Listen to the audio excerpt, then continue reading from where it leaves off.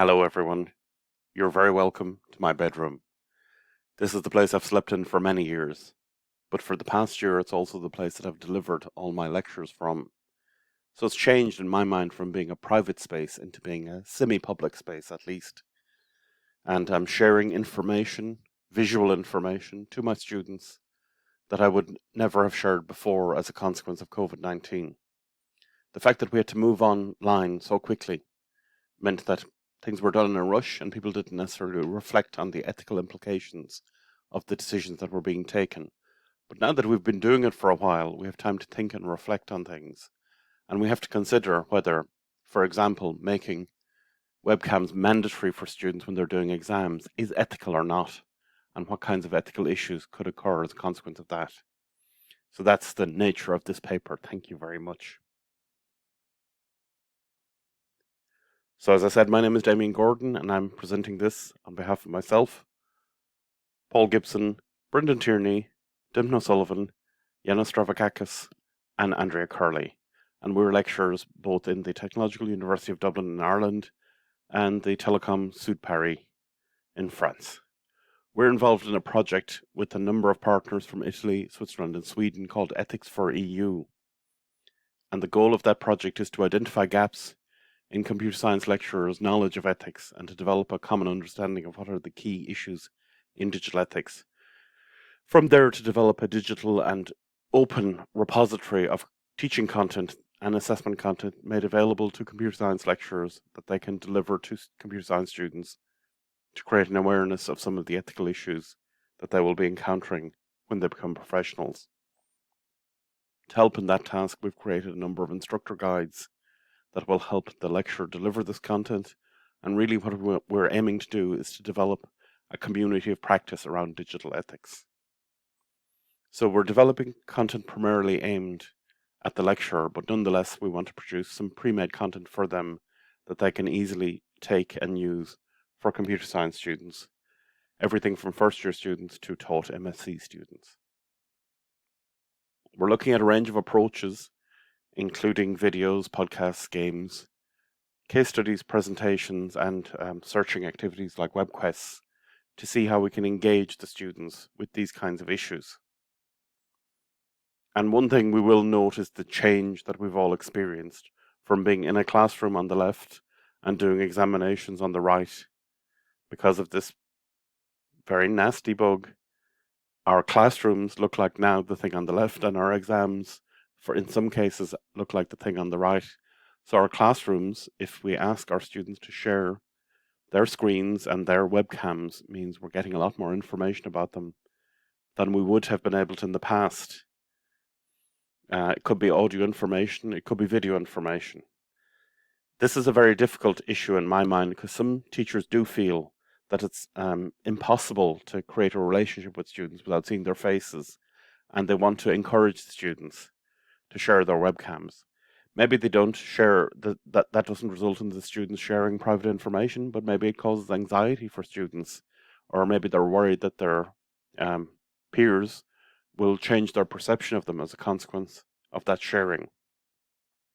On the more extreme end, we have examinations being done using automated systems called e-proctoring systems that use facial recognition and audio AI techniques to detect who's in the room, does it match the registered student, and to check if they're doing anything right or wrong.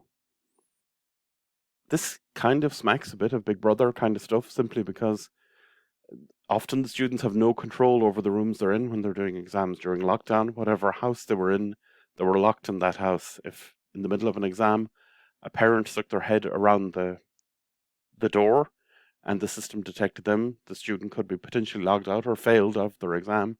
If the student happened to move their chair and it squeaked, that audio prompt could cause the student to fail their exams. So these systems are somewhat worrying, to say the least. When we think of them, we cannot help but be reminded of the concept of a Panopticon, developed by Jeremy Bentham in the 18th century. The concept is seen as a real tool of oppression, and we've seen philosophers like Foucault and Deleuze consider such systems and how they can be used by groups to control other groups of people. And we don't want our assessment or monitoring system to start doing this. But it is the case that the AI systems are being given a lot of power in some cases to make decisions as to whether a student should pass or fail on the basis of visual or auditory information. That is extremely problematic, so much so that in June 2020, the professional body of computer science professionals, the Association for Computing Machinery, asked for a complete cessation of facial recognition technologies because ACM stated that they produce results demonstrating clear bias based on ethnic, racial, gender, and other characteristics recognizable by computer systems. So we've got systems, facial recognition in particular, detection systems, that are not good at ethnic, racial, gender, and other human characteristics being used by these e-assessment systems.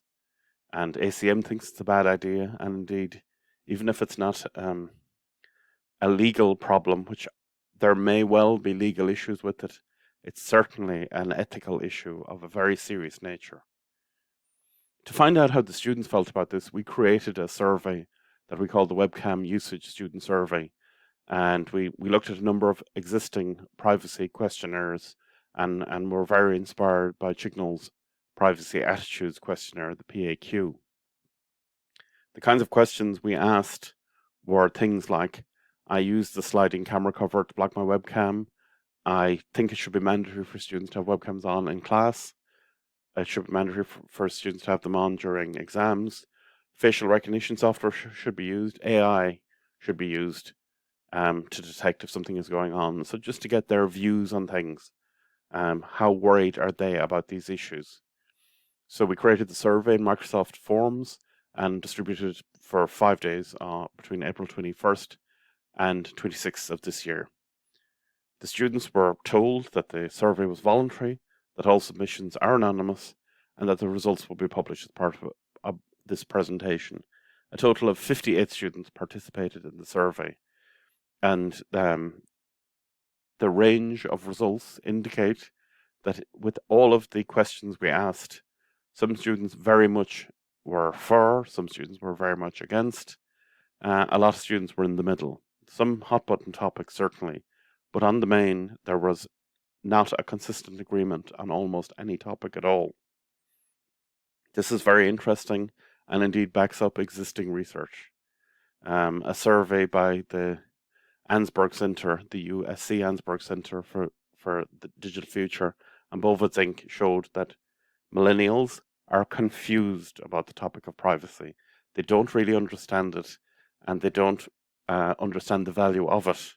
For example, that the survey indicated that 25% of millennials agreed that they would exchange private information for relevant advertising. 56% of them said that they would share private information for coupons or deals, and 51% said that they would share private information if they'd get just kind of anything in return. So that's a concerning thing about modern day students, millennials so-called. What we're finding with them is, although they may say they're concerned about privacy, in practice their behavior indicates something different.